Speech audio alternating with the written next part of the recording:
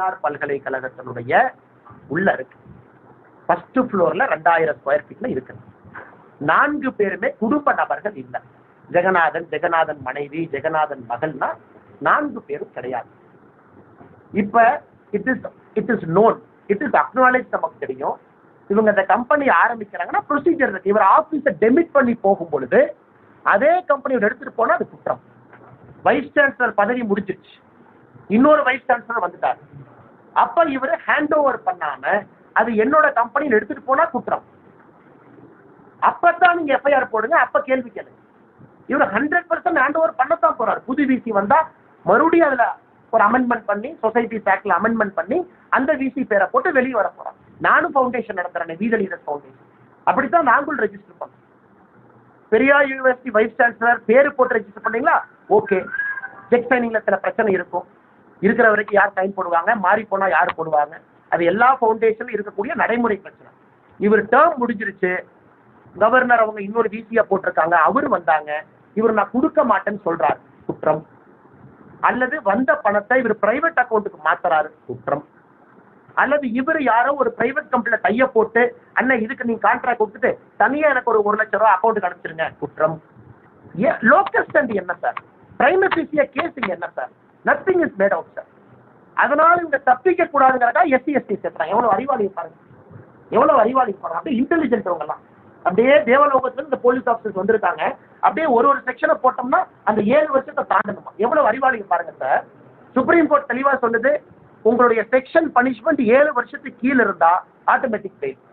Police என்ன பண்றாங்க, 7 வருஷத்துக்கு மேல காட்ட முயற்சி பண்றாங்க. அப்ப எஸ்சி எஸ்டிய போடும். அப்ப செட்டிங் பண்ணு, மத்தியானம் 1:40 2 பேர்த்த உள்ள அனுப்பு. எப்படி பாருங்க, சஸ்பெண்ட் ஆன ஒருத்தரை கூட அனுப்பு. அவர் வரும்போது காரை 1:40 நிறுத்து. அவர் இங்கிருந்து ஏதாவது போலீஸ் ஸ்டேஷன் போய் கம்ப்ளைண்ட் கொடு, 4:40 3 மணி நேரத்துல நீ வா ஆபீஸ் கேட்ல வர மாதிரி. இவர் அப்படியே தூக்கி ஜீப்ல உட்காரவை. ஏன்னா முட்டாள் தானே நம்மளாம். சேலத்துல எவ்வளவு பெரிய பத்திரிகைகள் நீங்க இருக்கிறீங்க, எவ்வளவு பெரிய நபர்கள் நீங்க இருக்கிறீங்க, நம்மள எல்லாம் முட்டாளாக்க பாக்குறாங்களா காவல்துறை? மாநகரத்தினுடைய காவல்துறை திமுகவுடைய கொத்தடிமையாக நடந்திருக்கிறாங்க. அது சொல்றதுக்கு எந்த ஒரு அச்சமே கிடையாது.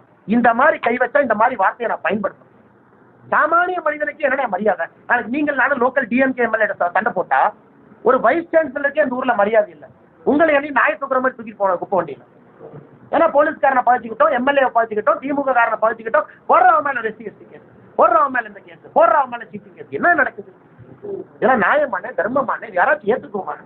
ஒரு சிவிலைஸ் சொசைட்டில ஒரு வைஸ் சான்சலர் 5 மணி நேரம் போலீஸ் ஜீப்ல அழைக்க வச்சு ஹார்ட் அட்டாக் வர வச்சு அவருக்கு. அதனாலதான் நாங்கள் அமித்ஷா ஜிக்கு நீ கேட்கணும். மத்திய அரசு பார்த்துக்கிட்டு இருக்க கூடாது. உள்துறை அமைச்சர் கேட்கணும் கேள்வி, நாங்க எடுத்துட்டு போறோம்.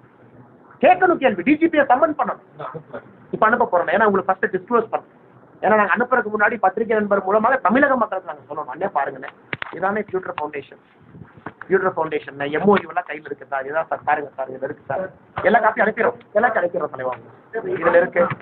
அவருடைய வைஸ் சான்சலர் பாத்தீங்கன்னா அவருடைய போலீஸ கொடுத்த இது, அவர் எங்க பிடிச்சாங்க, 4:40 அன்னைக்கு பண்ணாங்க, என்னை பாருங்க, என்னை பாருங்க 5 மணி நேரம் ஜீப்ல சுத்த விட்டாங்க, அவருக்கு ஹார்ட் அட்டாக் வந்தது, ஆன்ஜியோபிளாஸ்டி வந்தது, எல்லாத்தையும் எழுதிருக்காங்க. எல்லாம் எழுதிருக்காங்க அந்த மனுஷப்பா. அண்ணே ஒரு விஷயம் நான் பத்திரிகை நண்பர்கிட்ட கை கூட்டி கேட்பறேன், நேர்மைக்கு ஒரு விலை இருக்கும். பத்திரிகையில நீங்களும் நேர்மையா இருக்கிறீங்க.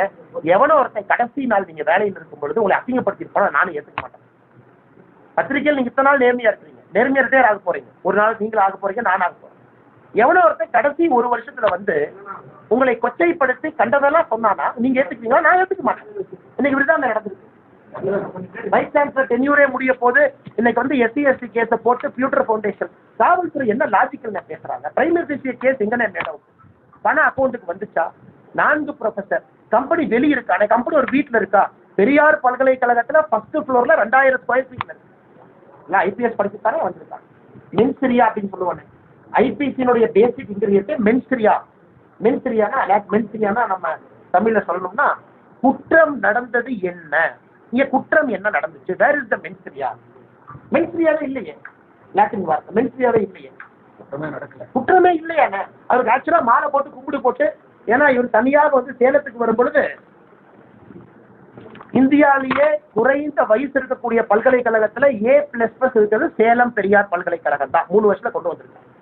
A++ கேட்டகரியில it is the youngest state and university. NIRF ரேங்கிங்ல 73வது இருந்துச்சு ஒரு பதவி இருக்கும் பொழுது 59 கொண்டு வந்திருக்காரு. இதுக்கு மாலை போட்டு சேலம் மக்கள் நீங்கள்லாம் அவரை கூப்பிட்டு ஒரு பாராட்டு விழா நடக்கும். இந்த மாதிரி பப்ளிக் அசிங்கப்படுத்தலாம் ஏற்றுக்க முடியுமா? ஜீப்ல இருந்து நாயை தூக்கிட்டு போற மாதிரி தூக்கிட்டு போய் 73ல 59 கொண்டு வந்திருக்காரு. வேற சஸ்பெண்ட் ஆன ஒருத்தர் வந்து இன்னொருத்தர் கூட்டிட்டு வந்து காரை மறிச்சு. ஆனா இந்த SC/ST ஆக்டே என்னன்னு பட்டியலின சகோதர சகோதரிகளுக்கு நியாயம் இருக்கு, தர்மம் இருக்குன்னு சொல்றாங்க. அதை மிஸ்யூஸ் பண்றாங்க. இன்னைக்கும் நீதிமன்றத்தின் மீது நமக்கு நேர்மை இருக்கு, நியாயம் இருக்கு, நம்பிக்கை இருக்குங்கிறத இந்த வழக்கு காட்டியிருக்கு.